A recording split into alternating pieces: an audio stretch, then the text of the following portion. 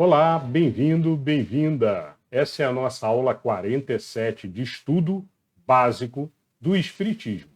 Estudo para quem está iniciando, conhecendo o Espiritismo, começando agora, ou até já conhece, mas não leu o Livro dos Espíritos todo.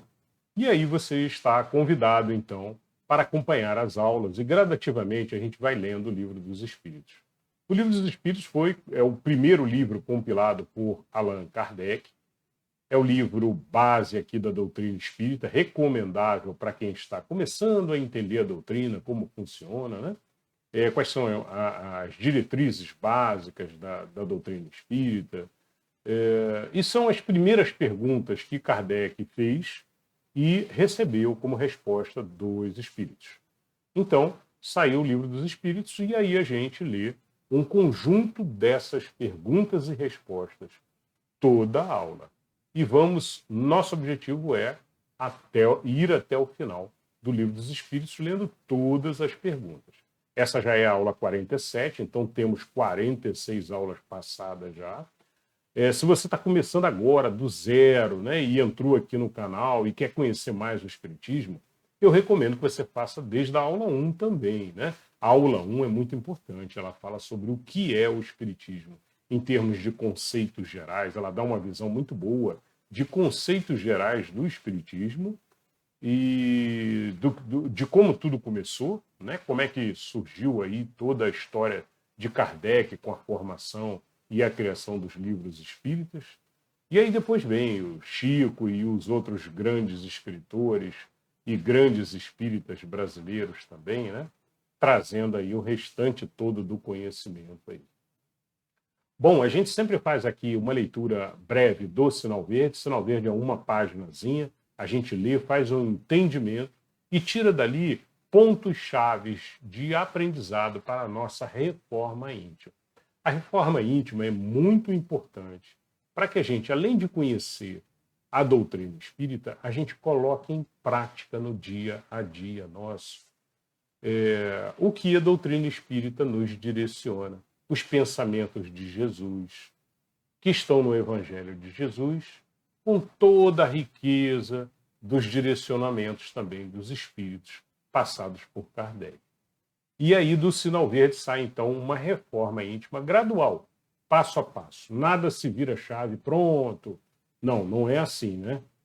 Pronto, agora já fiz minha reforma íntima, já tô outro, né? Não é assim, é gradual. Então toda aula a gente lê uma página, faz um entendimento e você coloca em prática, né? Todos, na verdade, que querem melhorar como ser, como indivíduo, né? Direcionar a sua vida, melhorar a sua vida. Ai, minha vida está terrível, eu não sei direito o que eu quero da vida. Comece a estudar, faça uma reforma íntima completa, que você vai perceber que isso vai vir automaticamente como intuição.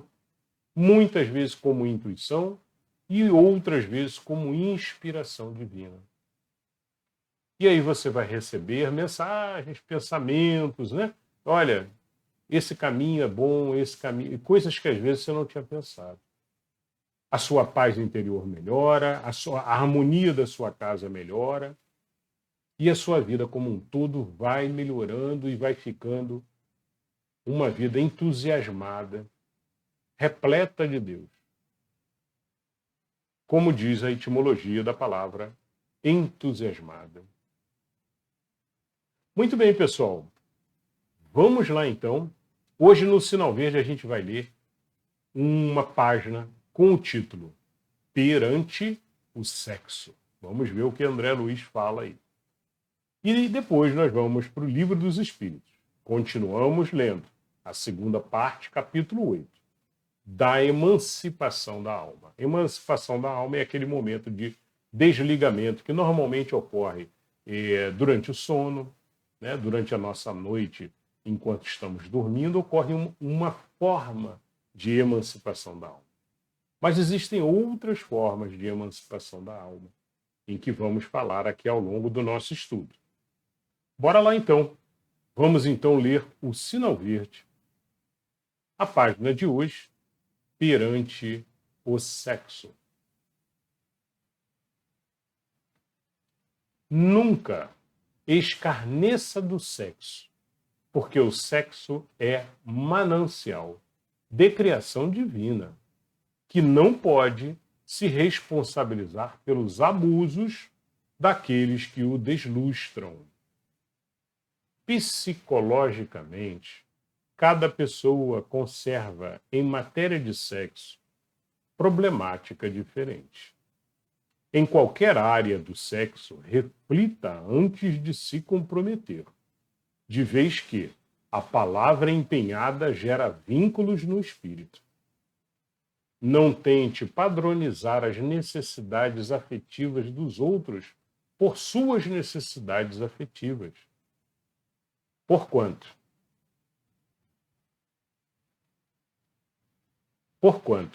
embora o amor seja luz, uniforme e sublime em todos, o entendimento e posição do amor se graduam de 1000 modos na senda evolutiva.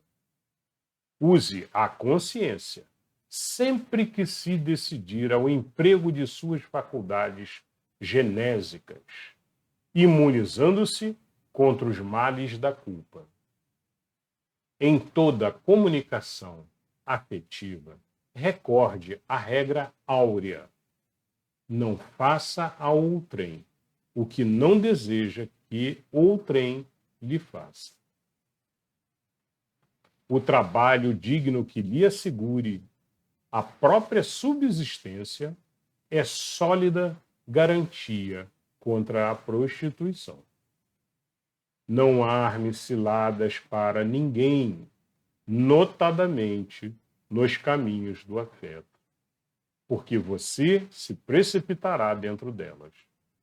Não queira a sua felicidade ao preço do alheio infortúnio, porque todo desequilíbrio da afeição desvairada será corrigido, à custa da afeição torturada através da reencarnação. Se alguém errou na experiência sexual, consulte o próprio íntimo e verifique se você não teria incorrido no mesmo erro se tivesse oportunidade. Não julgue os supostos desajustamentos ou as falhas reconhecidas do sexo, e sim respeite as manifestações sexuais do próximo, tanto quanto você pede respeito para aquelas que lhe caracterizam a existência, considerando que a comunhão sexual é sempre assunto íntimo entre duas pessoas, e vendo duas pessoas unidas, você nunca pode afirmar, com certeza, o que fazem. E se a denúncia quanto à vida sexual de alguém é formulada por parceiro ou parceira desse alguém, é possível que o denunciante seja mais culpado quanto aos erros havidos, de vez que, para saber tanto acerca da pessoa apontada ao escárnio público, terá compartilhado das mesmas experiências.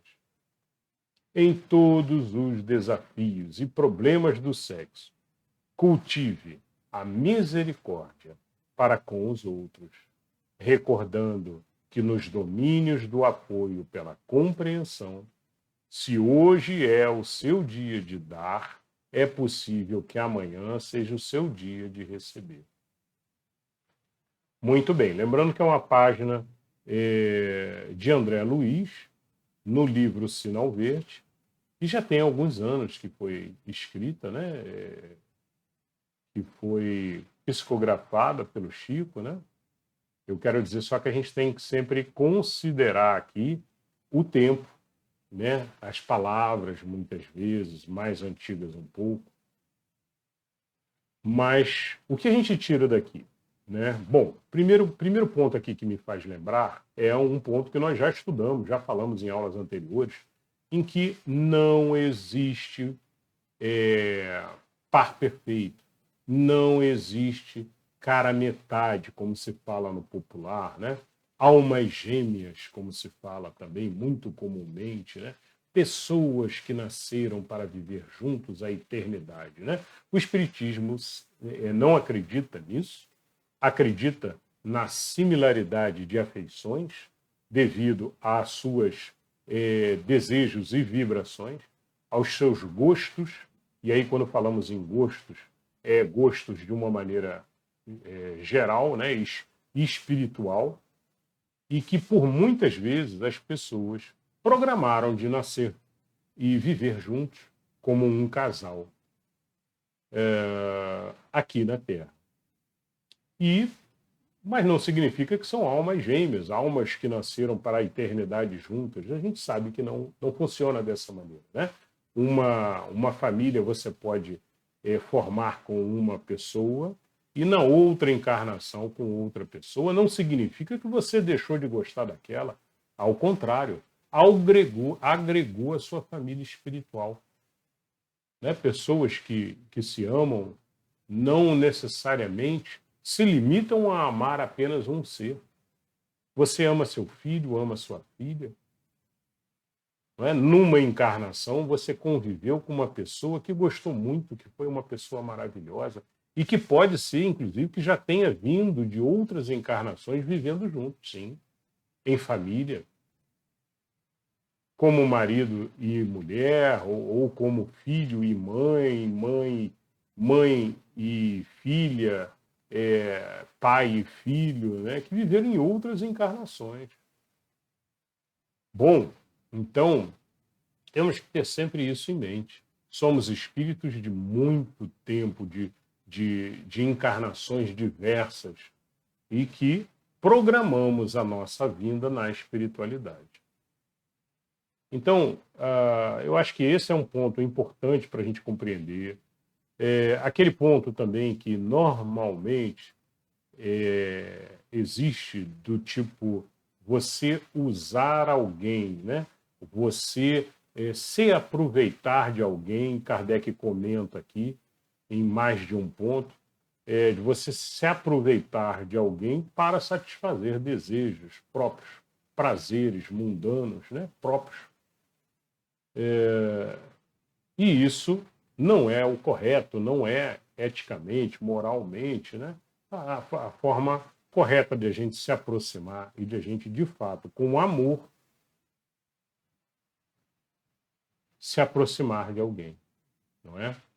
Então, cuidado só com isso, cuidado também quando a gente vê aquelas plaquinhas do tipo, olha, traga o seu marido em tanto tempo, né? Amarração para o casamento e tal, né? Muito cuidado com isso, isso não é religião espírita. O espiritismo acredita na liberdade de escolha, no livre-arbítrio, e o livre-arbítrio não pode ser controlado, não pode ter nada forçando ele, porque chega uma hora que você vai trazer consequências péssimas, terríveis para você. Nada que você força uma outra pessoa ou tenta forçar o livre-arbítrio dela, sempre que você tenta isso, você está arrumando um karma negativo contra você. Então, muito cuidado com isso, muito cuidado com essas tentativas forçadas, às vezes, de manter a relação de marido e mulher, homem e mulher, mulher, homem, né? Ou seja, a relação entre dois seres, de uma maneira geral, muito cuidado. Não pode ser forçado. Tem que ser com muito carinho, amor e consentimento dos dois. Então é isso que Kardec comenta aqui, olha, não queira a felicidade ao preço do alheio infortúnio, porque todo desequilíbrio da afeição desvairada será corrigido, à custa da afeição torturada através da reencarnação. Ou seja, você vai gerar karma, vai voltar, pode ser que volte nessa encarnação, pode ser que volte numa próxima, mas seu karma está lá negativo lá, por conta de ações desse tipo. Então é isso. Então a proximidade de dois seres tem que ser sem possessão, sem qualquer qualquer mérito de é meu marido, minhas. Isso é sem posse, né? Temos que compreender a transitoriedade que vivemos num momento. Nesse momento, é o meu companheiro, a minha companheira, é o meu marido, a minha esposa. Porém, sem a necessidade de posse. Pode ser que amanhã não seja. Ele resolva tomar uma decisão de ir para outro local, ou ela resolva tomar uma decisão de seguir vida. Por quê? Porque, de repente, desalinharam os seus níveis de vibração.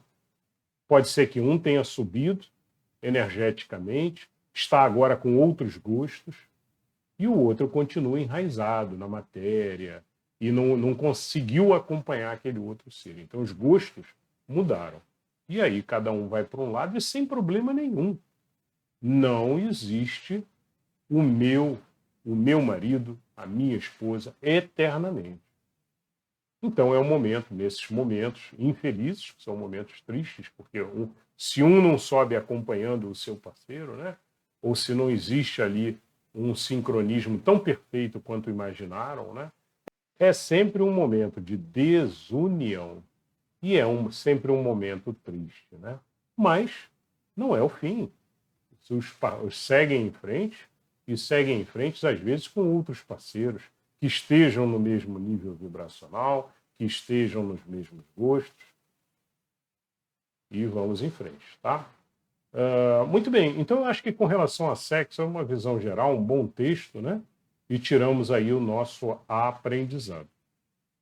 Vamos embora então. Vamos agora para o livro dos Espíritos de hoje. Hoje é um tema muito legal, muito interessante. É o tema de transmissão oculta do pensamento. Lembrando que o livro dos Espíritos são perguntas e respostas que Kardec compilou, né, onde ele fazia as perguntas e recebia as respostas dos Espíritos. E o tema de hoje, então, vamos falar de dois temas. São temas curtinhos. Um vai falar sobre transmissão oculta do pensamento. E depois a gente vai falar sobre letargia, catalepsia, que é aquele momento de desmaio, momento de e mortes aparentes, aquele momento que a pessoa está quase aparentemente morta, né? Mas não morreu ainda. E aí muitas vezes se traz de volta ao ser, à vida, né? Bom, vamos lá então, 419. Questão 419. Que é que dá causa? Aqui uma ideia. A de descoberta, por exemplo, surja em muitos pontos ao mesmo tempo. E realmente isso às vezes a gente percebe, né? Olha, uma ideia maravilhosa, às vezes ela surge em vários locais do planeta ao mesmo tempo. E quando vamos ver, tem vários locais fazendo soluções, projetos naquele caminho, usando aquela ideia nova, uma ideia completamente nova. Essa é a pergunta de Kardec. Resposta. Já dissemos que durante o sono os espíritos se comunicam entre si. Ora bem, quando se dá o despertar, o espírito se lembra do que aprendeu e o homem julga ser isso um invento da sua autoria. Assim é que muitos podem simultaneamente descobrir a mesma coisa. Quando dizeis que uma ideia paira no ar, usais de uma figura de linguagem mais exata do que supondes. Todos, sem o suspeitarem, contribuem para propagá-lo. Então, como o texto do Emmanuel aqui no Sinal Verde, né, nós lemos, né, vivemos num constante mar de pensamentos que geram vibrações e que estamos afetados por elas constantemente, quer queiramos ou quer não queiramos. Um mar de pensamentos. E os pensamentos fluem no ar, né? Da mesma forma que a vibração também. A vibração também flui, transmitindo coisa boa ou transmitindo coisa ruim, negativa. Mas o que ele diz aqui é o seguinte, olha, isso pode ser durante o sono, com o desprendimento do espírito, e lá na espiritualidade ele ouve isso e nas conversas com outros espíritos, porque as tecnologias sempre surgem primeiro na espiritualidade, no plano espiritual. E muitas tecnologias aí são trazidas para o nosso plano material, mas nasceram antes lá na espiritualidade. Então eles estão sempre à nossa frente. E aí, essa é uma das razões. A outra razão que ele comenta aqui é que, olha, muitas vezes na espiritualidade, diversos espíritos conversam, dialogam, fazem palestras, e lá em cima se passam esse tipo de informações. Naturalmente, regiões elevadas, regiões inferiores da espiritualidade, você não vai ter palestras, não vai ter estudo, não vai ter educação espiritual, né? Então, por isso é que é muito importante a gente sempre tentar, à noite, fazer as nossas orações pedindo para ser guardado e ser elevado para os planos espirituais mais altos. E aí uma explicação. Desse modo, o nosso próprio espírito revela, muitas vezes, a outros espíritos, mau grado nosso, o que constituía objeto de nossas preocupações no estado de vigília.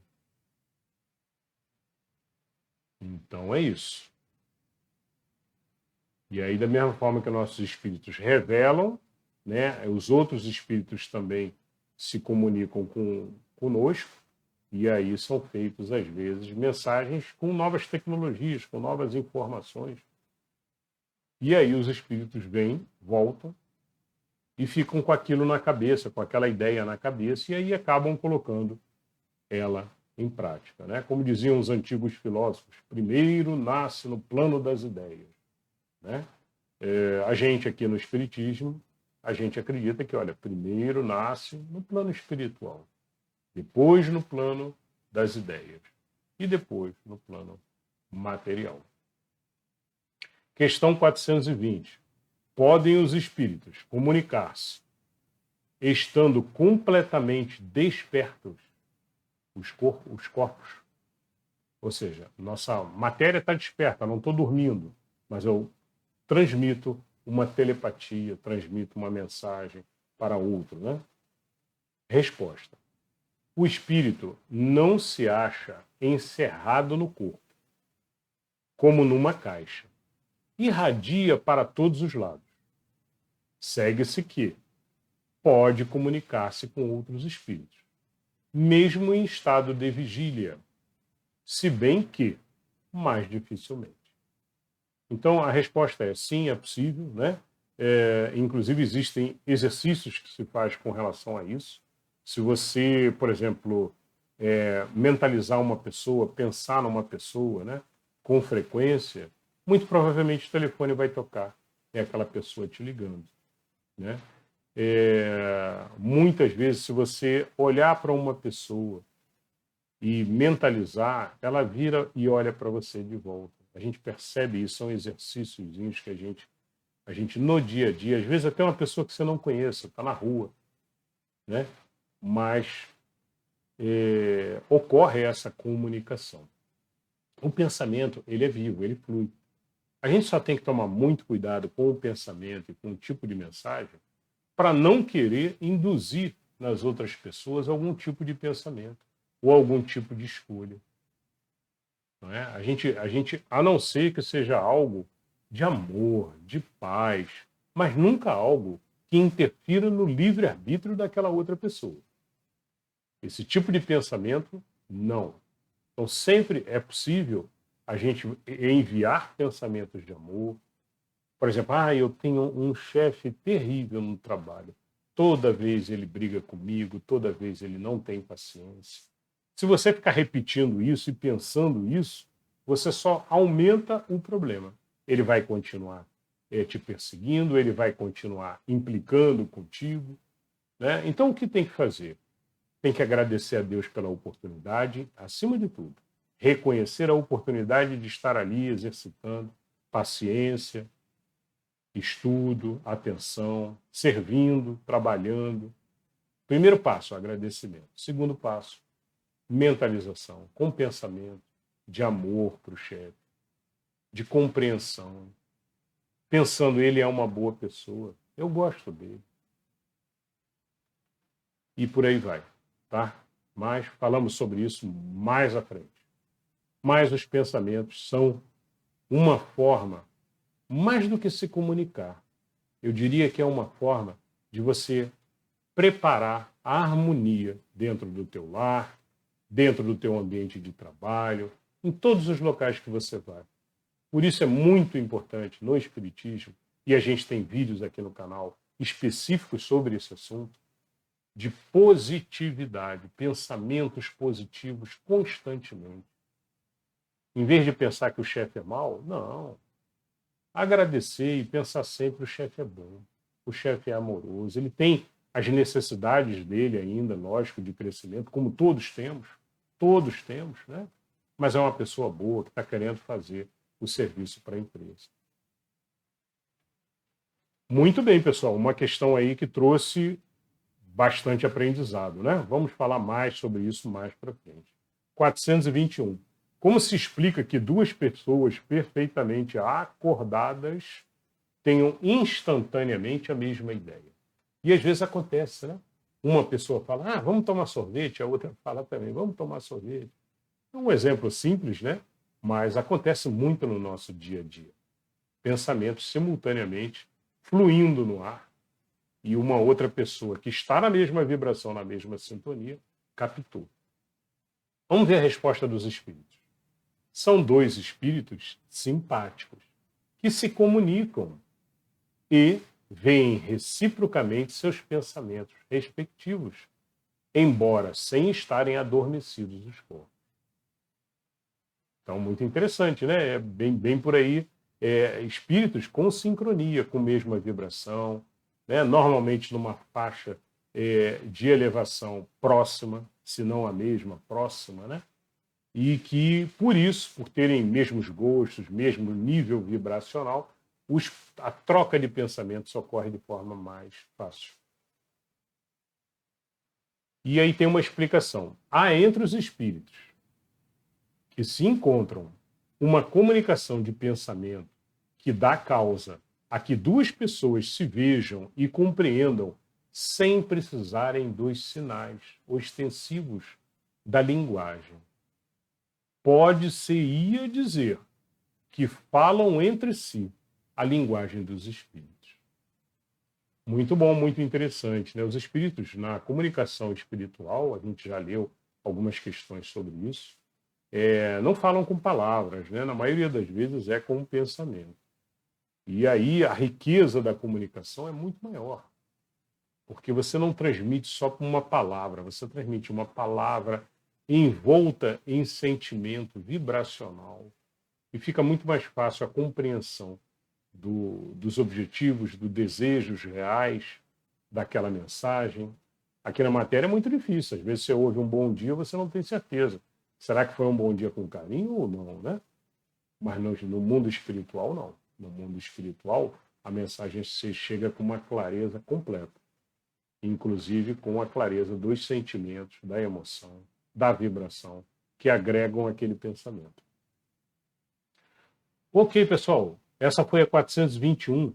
Vamos agora entrar na 422 e entramos então no título Letargia, Catalepsia, Mortes Aparentes. Questão 422.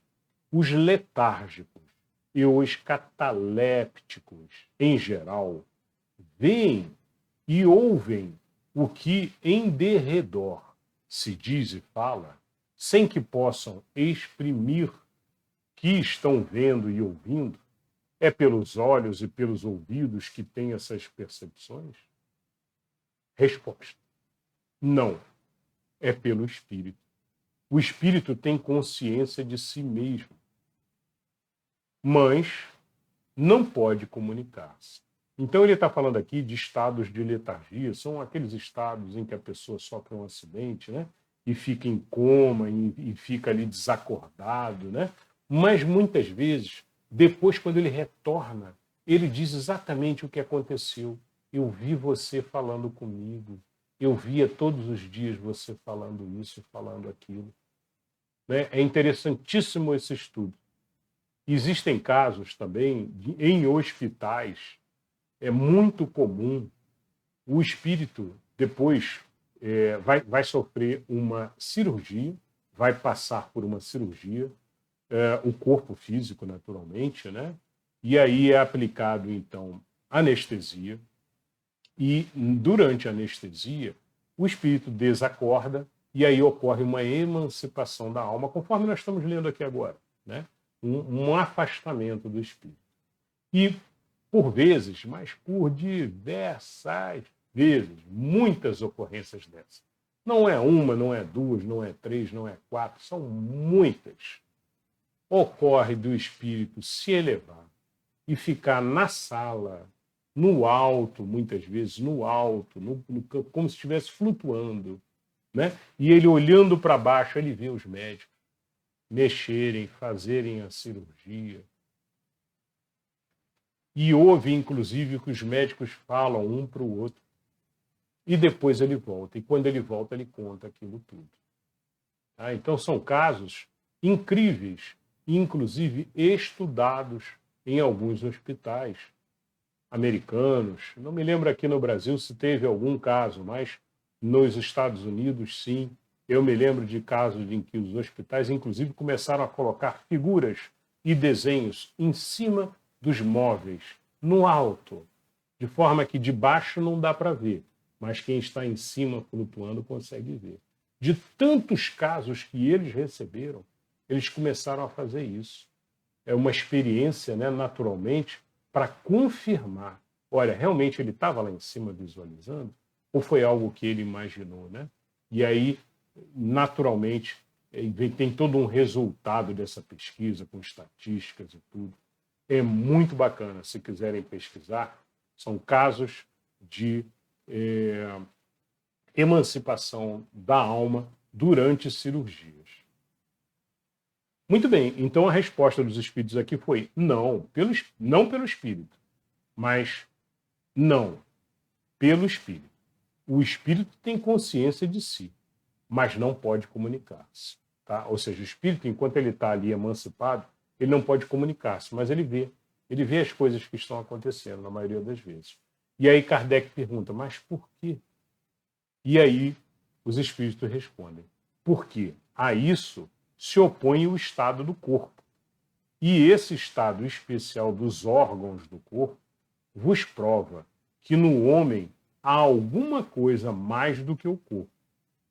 Pois que então o corpo já não funciona, ou está em um estado, como eu falei agora há pouco, desacordado com anestesia, né? E não tem como falar, não tem como reagir. E aí continuam os espíritos. Então, o corpo já não funciona. E, no entanto, o espírito se mostra ativo, pensante, né?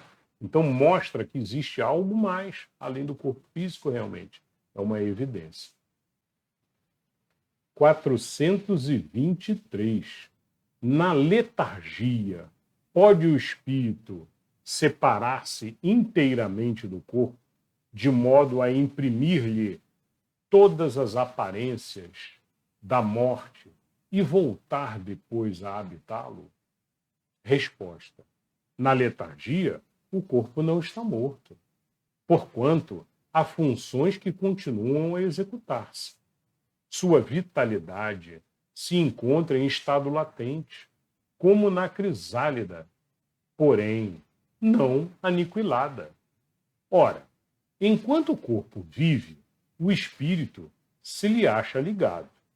Em se rompendo por efeito da morte real e pela desagregação dos órgãos, em se rompendo os laços que se prendem um ao outro, integral se torna a separação e o espírito não volta mais ao seu envoltório.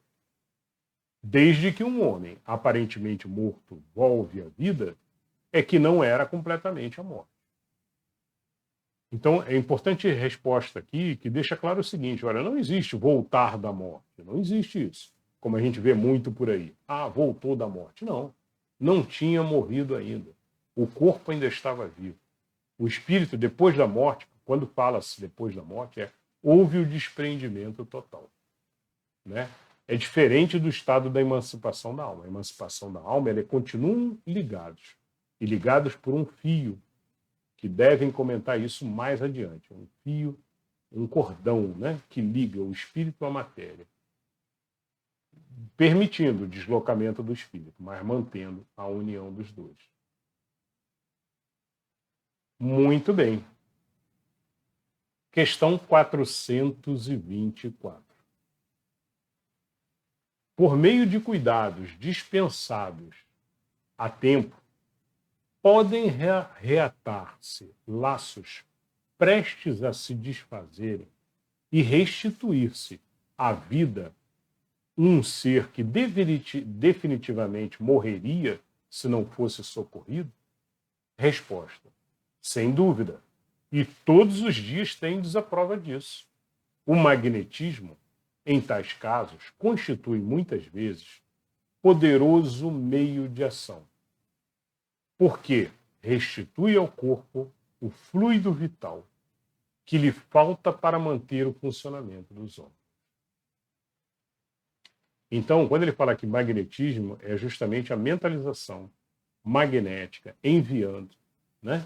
E passes energéticos da espiritualidade mesmo auxiliando, ou até dos encarnados, médios encarnados, né? Que saibam trabalhar com esse tipo de passe, não tendo ainda havido totalmente a morte, ou seja, ainda estando ligados, mas por vezes enfraquecido, né? Ocorre, então, a possibilidade de, com energias positivas, com energias de magnetismo sobre o corpo, energizar o suficiente para trazer de volta aquele ser. Então, inclusive, isso muitas vezes acontece, por vezes, quando o espírito está prestes à morte, de fato, né? Ele é trazido novamente e é tido aquilo como um último suspiro, como se fala normalmente, é muito comum, mas é uma chance de trazer aquele ser, né, idoso ou não, né, mas para uma última palavra de adeus para os que ficam, para os seus parentes, né, e aí ele é muito bonito, e vemos isso com muita frequência também. E aí a resposta dos espíritos aqui dizendo, olha, sim, por vezes é possível trazer de volta. Inclusive, tem muitos casos relatados, né? De, olha, só que relatam como voltei da morte, né? Você vai encontrar um monte aí nos vídeos por aí pela internet, né? A volta da morte e tal, né? Mas que a gente tem aqui as informações de que não é volta da morte, tá? Houve uma emancipação por um acidente ou por qualquer outro tipo de problema, seja por uma anestesia um pouco mais forte, né? E aí houve o desprendimento, e aí o espírito depois, quando ele volta, ele narra tudo aquilo que ele viu, ou com quem ele teve, em detalhes, porque a gente volta e acaba trazendo isso com bastante detalhes, né? E aí uma explicação aqui para terminar, né? A letargia e a catalepsia derivam do mesmo princípio, que é a perda temporária da sensibilidade e do movimento, por uma causa fisiológica ainda inexplicada. Diferem uma das outras em que a letargia, a suspensão das forças vitais, é geral e dá ao corpo todas as aparências da morte. Na catalepsia, fica localizada, podendo atingir uma parte mais ou menos extensa do corpo, de sorte a permitir que a inteligência se manifeste livremente, o que a torna inconfundível com a morte. A letargia é sempre natural. A catalepsia é, por vezes, magnética. Muito bem, pessoal. Muito legal, muito interessante, né? É aprendizado aqui que a gente vai fazendo.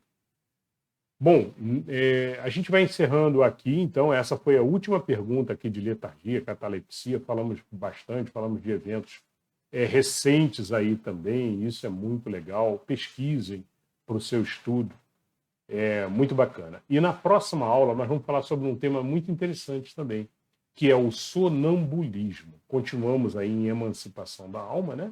Mas Kardec vai perguntar, olha, o que acontece no caso do sonambulismo, né? Que o corpo está andando muitas vezes, né? E o espírito, a gente sente que o espírito não está ali, mas o corpo está andando. O que ocorre? Por que isso acontece? Vamos ver na próxima aula, tá bom? Bom, eu espero que vocês tenham gostado muito. Nos vemos, então, na próxima aula. Um beijo no coração de todos.